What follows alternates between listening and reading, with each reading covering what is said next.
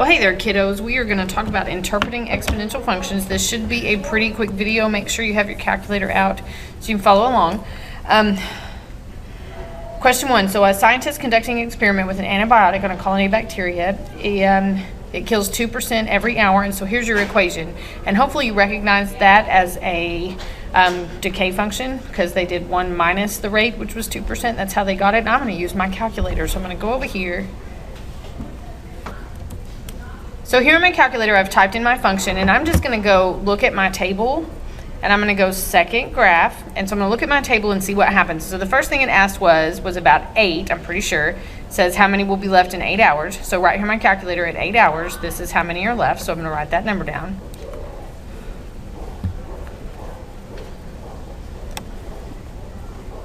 It was 850,763. And then it asks how many are left in 24 hours. So again, I go back over here to my calculator, and I'm going to scroll down to 24 now.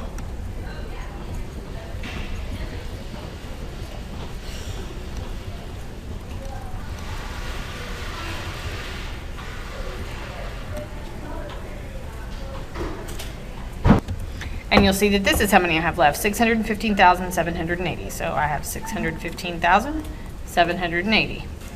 Now it wants to know how long it will be before I have half of the beginning amount. Well, I started with 1,000,000. Half of that would be 500,000. And so I have to go to my calculator and see where do I have 500,000.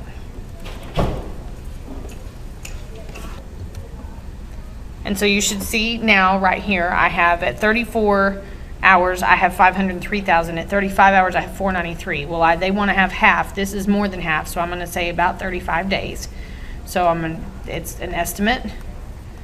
It'd take about 35 days. Sorry, hours. We're doing hours, not days. So there's that question. I use my calculator for all of it. So number 2, you have a chart that shows the ticket sales for movies on 2 different screens at one theater over 4 days. We're supposed to select the answer for each one. So we're going to, based on this table, what's happening. So the first one wants to know what kind of model best describes the ticket sales for screen 1. Well, if we just look at screen 1, here's what's happening. This is increasing by 40. This is increasing by 40. This is increasing by 40. So it is going up by the same amount every time, which gives me a constant rate of change, which makes this linear. So it's going to be a linear function for that for screen 1. Now they want to know which one describes the data for screen 1. Well, I know it's a linear function, so this one's automatically not it because that's quadratic, and it's automatically not this one because that's exponential, so it's one of these two. So what I have to do is figure out, before I can write my equation, where 0 would be. Well, if I'm adding 40 every time to get to 0, I subtract 40. This would be 360. So I would start at 360, add 40 every time. This would be my equation. You could also use your calculator. So you go over here and you could go to Stat and Edit. And then in list 1, we would put those X values, which were 1, 2, 3, 4 for the days. So I would go 1, 2, 3, 4. And then over here in list 2, I would put the number of movies.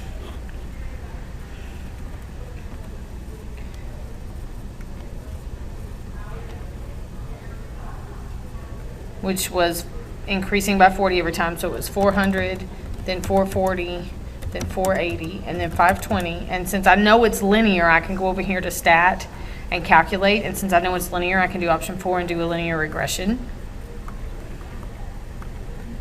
And it will give me the equation, and it tells me that it is 40x plus 360, which is the one that we circled based on what we did. So now part C wants to know what kind of model best describes the screen 2. Well, on screen 2, let's just look at what's happening. From 3,000 to 2,400 is going to be minus 600. And then from 2,400 to 1920, well, that's not minus 600, so it's not going to be a linear function because it doesn't have a constant rate of change. So that part doesn't really matter. So here's what I really want to do. I'm going to put these numbers in and just look at it. Let's see what it looks like. So we'll go back over here. We'll go to Stat and Edit. And we're going to change our numbers for the first list. So it started with 3,000. It had 2,400. Then it was 1920. And then the last one was 1536. So we're going to change our window to make these numbers fit. I know that my Y max needs to be 3,000. So I'm going to go over here to my window. This is acceptable, but my Y minimum,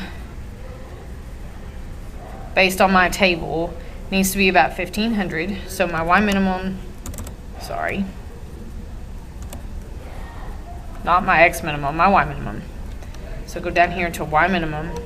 We're going to make that 1,500, and then my Y maximum needs to be about 3,100. And we'll have this, my scale be hundreds this time to make everything fit. And we're going to go to second Y equals so we can do the stat plot. So we're going to turn that first plot on, and then we're going to graph it and see what it looks like. And so now I've graphed it, and when I look at it, they're decreasing because I know that's happening, and they're getting closer and closer together. And so what this tells me, number one, this is not going to be quadratic. And here's how I know it's not going to be quadratic, because there's people coming to watch a movie, and so it's not going to decrease, and then all of a sudden increase back up. Okay, because we're talking about the ticket sales on a movie. So on day 10 of the movie being out, there's not suddenly going to be that many more people watching it. So it's not going to decrease, and then turn around and increase like a quadratic function would do.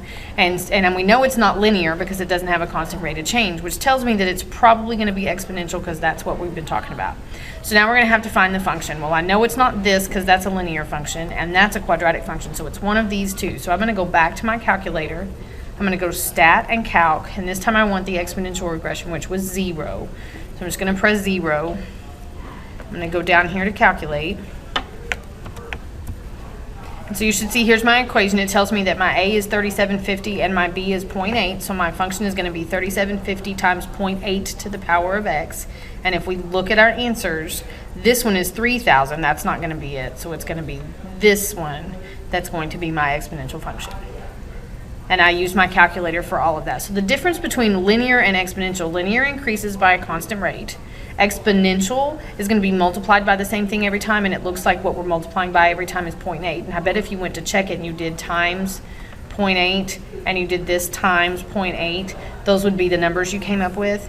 And then quadratics, your second differences are going to be constant, but what you want to pay attention to with a quadratic is that your number, it's symmetrical, and so the numbers would go like 1, 2, 3, 4, and then 3, 2, 1. So the numbers would be they would repeat each other. So for number 3 here, last one. So in 1985, there were 285 cell phone subscribers in the small town of Centerville.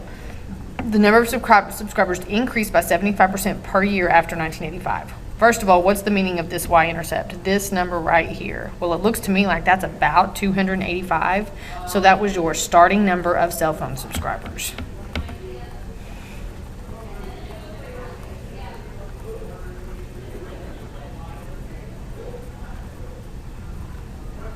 And I'm not going to write subscribers, I'm going to write users, same thing. Now in 1987, about how many subscribers were there? Well, if I started in 1985, that's at 0. Then years after 1985, 1987 is 2 years after. So here it is at 2 years, and it comes up and it meets the graph about right here. And so it looks like in 1987 there were about 900 cell phone users. So it increased a lot. Now for the range of this situation, we're looking at Y values. So we're looking at cell phone subscribers. Well, it started at 285. And then it increases forever. We don't have a stopping point. It's just going to get greater and greater and greater. We don't know where to end because this only goes to 11 years after 1985, but we're way past that now. So what we're going to say is that Y is all numbers greater than or equal to 285 because it starts at 285 and then just continues to get bigger. So that's exponential functions. We will practice that tomorrow. I will see you then.